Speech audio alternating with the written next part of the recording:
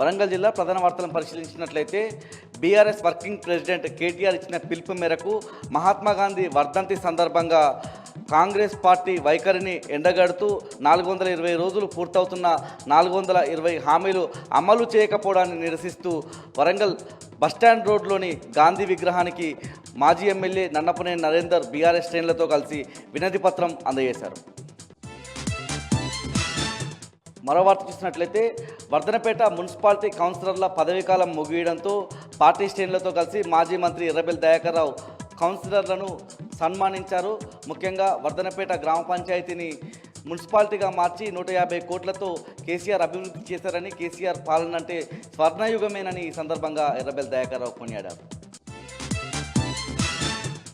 వరంగల్ జిల్లా నుంచి మరో వార్త చూసినట్లయితే సంగెం మండల కేంద్రంలో మాజీ ఎమ్మెల్యే చల్ల ధర్మారెడ్డి మీడియా సమావేశం నిర్వహించారు. ముఖ్యంగా సంగెం మండలంలో రైతు ఆత్మహత్యల అధ్యయన కమిటీ పర్యటిస్తామంటే పోలీసుల ద్వారా కాంగ్రెస్ నాయకులు అడ్డుకుంటున్నారని, కోర్టు ద్వారా పర్మిషన్ తెచ్చుకొని పర్యటిస్తామని ఈ సందర్భంగా ధర్మారెడ్డి చెప్పారు. దాంతోపాటు కేసీఆర్ రైతు పక్షపాతని, బీఆర్ఎస్ హయాంలో అనేక రైతులకు సంబంధించిన సంక్షేమ పథకాలు అమలయ్యాయని ఈ సందర్భంగా చల్ల ధర్మారెడ్డి కొనియాడారు.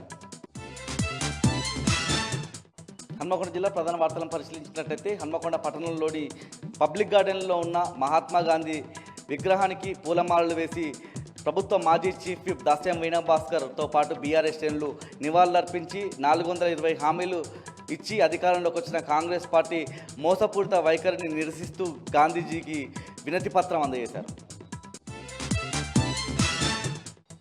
మహబూబాబాద్ జిల్లా ప్రధాన వార్తలను పరిశీలించినట్లయితే మహాత్మా గాంధీ వర్ధంతి సందర్భంగా తొర్రూరు పట్టణంలోని ఆయన విగ్రహానికి మాజీ మంత్రి ఎర్రబెల్లి దయాకర్ రావు నివాళులర్పించారు.